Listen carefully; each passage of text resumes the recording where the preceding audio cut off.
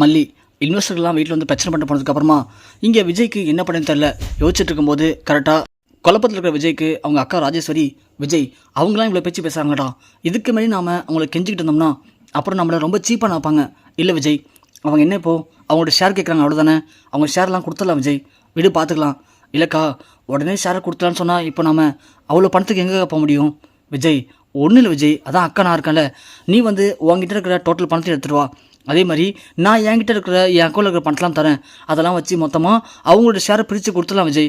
அப்போ தான் நீ கொஞ்சம் ரிலாக்ஸாக இருப்ப. இல்லைனா அதே பிரச்சனையை மண்டையில் போட்டுக்கிட்டு நீ ரொம்ப யோசிச்சுட்டு இருப்ப விஜய். கண்டிப்பாக அப்படி யோசிச்சுட்டு இருந்தேன்னா நமக்கு தான் விஜய் பிரச்சனை, புரியுதா? சரிக்கா. இல்லைக்கா, இத்தனை வருஷமாக நம்ம கூடிய இருந்துட்டாங்க, திடீர்னு அவங்கெல்லாம் இப்போது வெளியே போகிறாங்கன்னா அதுக்கப்புறம் நம்ம பிஸ்னஸை பிக்கப் பண்ணுறது கொஞ்சம் கஷ்டமாக இருக்குமேக்கா, அதான் யோசித்தேன். விஜய், நீ சொல்லலாம் கரெக்டு தான்டா, அதுக்காக தன்மானத்தை இழந்து அவங்கள்ட்ட நம்ம ஒன்றும் கெஞ்சிட்டு இருக்க முடியாது விஜய். இன்வெஸ்டர்கள் அப்படிங்கிறது இந்த ஊர்லேயே நாட்டிலேயே இவங்க 2 பேர் மட்டும் கிடையாதுடா, இது மாதிரி இன்னும் எத்தனையோ பேர் இருக்காங்க. நம்மளுடைய கம்பெனி பேரை பொறுத்து இன்னும் தாண்டி எத்தனை பேர் வேணாலும் நமக்கு வந்து இன்வெஸ்ட் பண்ண ரெடியாக இருக்காங்க. அப்படி இருக்கும்போது நான் வேண்டாம் இவங்களை கெஞ்சிட்டு இருக்கணும், விடு விஜய், பார்த்துக்கலாம். சரிக்கா. உடனே மேனேஜர் குணசேகரனை கூப்பிட்டு இது மாதிரி என் அக்கௌண்ட்டில் இருக்கிற எல்லா பணத்தையும் உடனே செக்கு போட்டு அந்த இன்வெஸ்டருக்கு கொடுத்துருங்க, 10வது அமௌண்ட்டுக்கு மீதியை அக்காவுடைய பேரில் செக்கு போட்டு கொடுத்துருங்க அப்படின்னு சொல்லி விஜய்க்கு சொல்லிடுறாரு. குணசேகரனும் உடனே விஜயுடைய அக்கௌண்ட்டில் இருக்கிற எல்லா பணத்துக்கும் செக்கை போட்டு இன்வெஸ்டருக்கு அனுப்பிச்சிடுறாங்க. இன்வெஸ்டரும் போய் செக்கெல்லாம் பேங்க்கில் செக் பண்ணி பார்க்கும்போது அந்த அக்கௌண்ட்டில் பணமே இல்லை, செக்கெல்லாம் பவுன்ஸ் ஆகி வருது. அதை கேட்டோன்னே குணசேகரன் வீட்டுக்கு வராங்க. விஜய் சார், ஒரு முக்கியமான விஷயம் சார். சொல்லுங்கள் குணசேகரன். அதுக்கு முன்னாடி நான் அந்த இன்வெஸ்டருக்கெலாம் செக்கு கொடுத்தனே, அதெல்லாம் கொடுத்துட்டிங்களா? அவங்க கலெக்ஷனில் போட்டாங்களா? பணம்லாம் செட்டில்மெண்ட் ஆகிடுச்சா? இல்லை சார், அதுதான் கொஞ்சம் பிரச்சனை. அதில் என்ன சார் பிரச்சனை? என்னவா? இல்லை சார், அந்த செக்லாம் எல்லாமே பவுன்ஸ் ஆகிடுச்சு. செக்கெல்லாம் பவுன்ஸ் ஆகிடுச்சா? என்ன குணசேகரன் சொல்கிறீங்க? எதனால் சார்? உங்கள் அக்கௌண்ட்டில் சுத்தமாக பணமே இல்லை சார். என்ன பணமே இல்லையா? ஆமாம் சார், எல்லா பணமும் என்ன ஆச்சுன்னு தெரில. உங்கள் அக்கௌண்ட்டில் பணம் இல்லாமல் நம்ம கொடுத்த செக்கெல்லாம் பவுன்ஸ் ஆச்சு சார். இன்வெஸ்டர்கள்லாம் நீங்கள் அவங்கள ரொம்ப ஏமாற்றிட்டீங்க அப்படின்னு ரொம்ப கோவத்தில் இருக்காங்க சார்.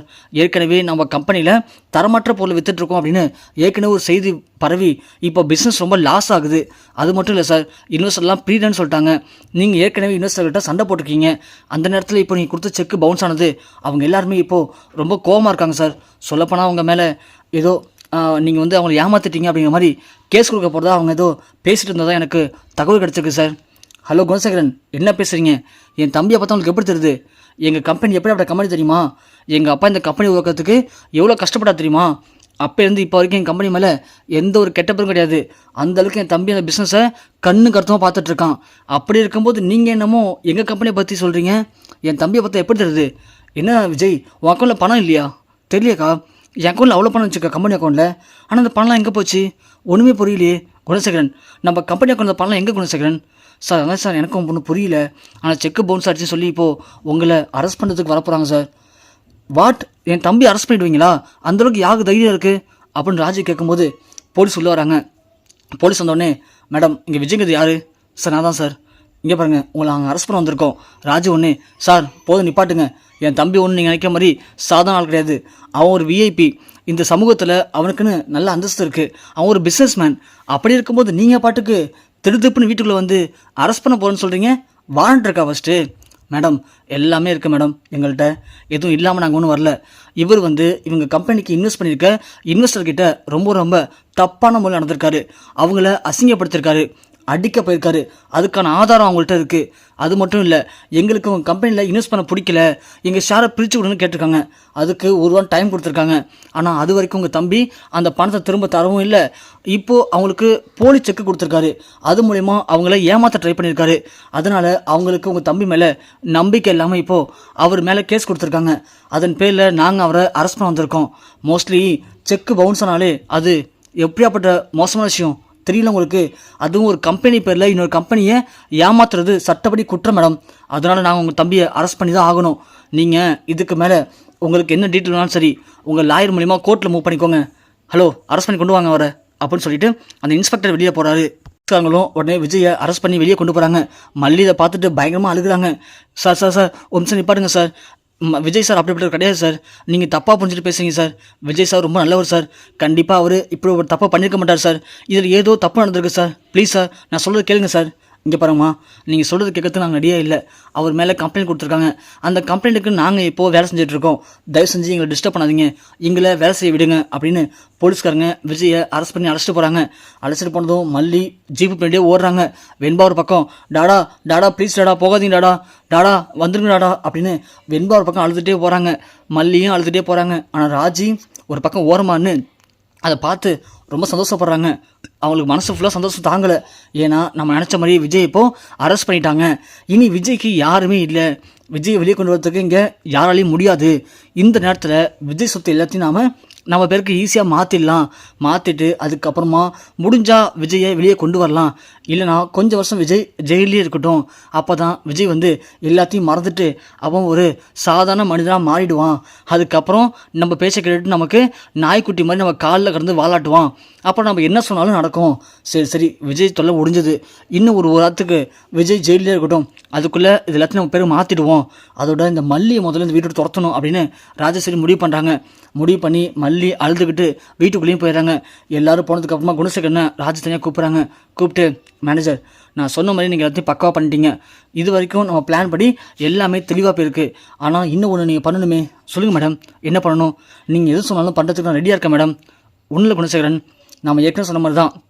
இப்போது விஜயை போலீஸ் அரெஸ்ட் பண்ணிட்டாங்க.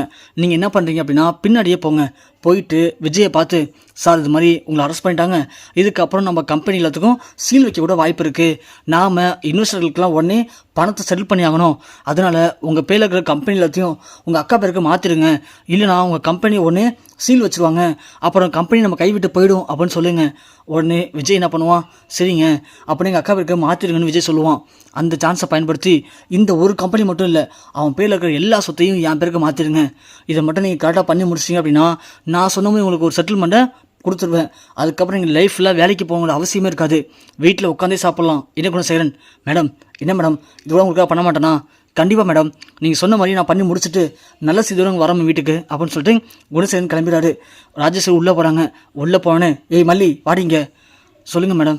என்னடி சொல்லணும்? என்ன சொல்லணும்? தருத்திரம் நீ என்னைக்கு இந்த வீட்டுக்குள்ளே வந்தியோ அன்றைக்கி இந்த வீட்டுக்கு தருத்திரம் பிடிச்சி போச்சு. அதான் இத்தனை நாள் வரைக்கும் விஜயை போட்டு டார்ச்சர் பண்ணிட்டு இருந்தேன். இன்றைக்கி ஒட்டு மொத்தமாக அவனை ஜெயிலுக்கே அமைச்சிட்ட. இன்னும் என்னெல்லாம் பண்ண காத்துட்ருக்க சொல்லுடி அப்படின்னு ராஜேஸ்வரி கண்டபடி மல்லியை பேசுகிறாங்க. மல்லி பயங்கரமாக அழுகிறாங்க. வெண்பா ஓடி வந்து, இங்கே பாருங்க அத்தை, எதுக்காக இப்போ மல்லியம்மா திட்டுறீங்க? மல்லியம்மா என்ன பண்ணாங்க? ஏன் அவங்க திட்டுறீங்க? அவங்களுக்கு இதுக்கு சம்மந்தமும் இல்லை. டாடாவை போலீஸ் அரெஸ்ட் பண்ணிட்டு போயிடுச்சு. இப்போ டாடாவை எப்படி வெளியே கொண்டு வரலான்னு அதை பாருங்க அத்தை. அதை விட்டுட்டு மல்லியம்மா திட்டாதீங்க. இங்கே பாடுறா வெண்பா, உனக்கு ஒன்றும் தெரியாது, நீ சின்ன பொண்ணு புரியுதா? நீ போயிட்டு ஓரமாயிரு. உங்கள் அப்பாவை எப்படி வெளியே கொண்டு வரணும்னு எனக்கு தெரியும். என்னை மீறி உங்கள் அப்பா வெளியே கொண்டு வரதுக்கு இங்கே யாருக்கும் தகுதியும் இல்லை, உரிமையும் இல்லை. அதனால் நீ எதுவும் பேசாத. இங்கே பாடி, விஜய் திரும்பி இந்த வீட்டுக்கு வரத்துக்குள்ளே ஒழுங்கு மரியாதையாக இந்த வீட்டை விட்டு கிளம்பி ஓடிடு. இல்லைன்னு வச்சுக்கேன், நானே உன்னை கழுத்தை பிடிச்சி வெளியே தள்ளிடுவேன். உன்னை என்னைக்கு விஜய் மனைவியை அந்த வீட்டுக்குள்ளே கொண்டு வந்தானோ அன்னைக்கே அவனுக்கு தத்ரம் ஆரம்பிச்சது. அவன்கிட்ட சொல்லிட்டேன், அவன் தான் கேட்கல. இன்றைக்கி அவனே புரிஞ்சிருப்பான். உன்னை கட்டிக்கிட்டு அவன் இன்னும் என்ன கொடுமையெல்லாம் அனுபவிக்க போகிறான்னு தெரில. எங்கள் குடும்பத்தில் இது வரைக்கும் யாருமே ஜெயிலுக்கு போனதில்லடி. ஒன்றை மாதிரி நினச்சி என் தம்பியை ஒன்றை மாதிரி அடிக்கடி ஜெயிலுக்கு போய்ட்டு வரதுக்கு. என் தம்பி எப்படி அப்படம் தெரியுமா? அவனை எப்படிலாம் வளர்த்தன் தெரியுமா? கடைசியில் இன்றைக்கி அவன் ஜெயிலுக்கு போயிருக்கான். அதை நினைக்கும் போது எனக்கு எவ்வளோ கஷ்டமாக தெரியுமா இருக்குது. கிளம்பி போனேங்கேருந்து உன் மூஞ்சை பார்த்தா எனக்கு ரொம்ப கேவலமாக இருக்குது அப்படின்னு மல்லியை பயங்கரமாக அசிங்கப்படுத்தி திட்டி அனுப்புகிறாங்க நம்ம ராஜி. மல்லி என்ன பண்ண தெரியாமல் ஓடி போய் சாமி மூலம் உட்காந்து அழுகுறாங்க.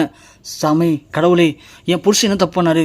என் புருஷன் யாருக்குமே எந்த ஒரு துரோகமும் நினைக்க மாட்டார், அவ்வளோ நல்லவர். ஆனால் அவருக்கு இப்படி அப்படி தண்டனை எதுக்கு கொடுத்த சொல்லு? எனக்கு தெரியாது. என் புருஷன் மேலே எந்த தப்புமே இல்லைன்னு சொல்லி என் புருஷன் அவரே கிளம்பி வீட்டுக்கு வரணும். அப்படி மட்டும் வரல அப்படின்னா நான் உயிரோடு இருக்க மாட்டேன். இதே உன் முன்னாடி என் உயிரை நான் மாற்றிப்பேன் அப்படின்னு மல்லி சாமிக்கிட்ட பயங்கரமாக வேண்டிக்கிறாங்க.